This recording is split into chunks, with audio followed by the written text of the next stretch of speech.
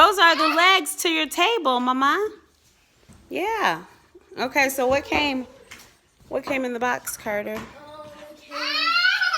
So let's flip it over and let's look at the front of the box real quick so we can kind of see what's what.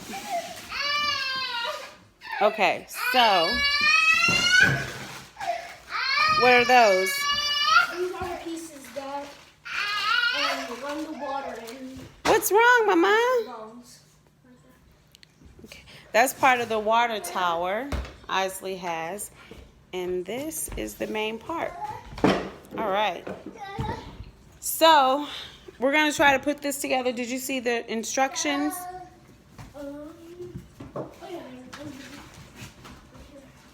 Okay, so let's go ahead and open those. And hopefully this is easy to put together. Looks like it's only a few pieces.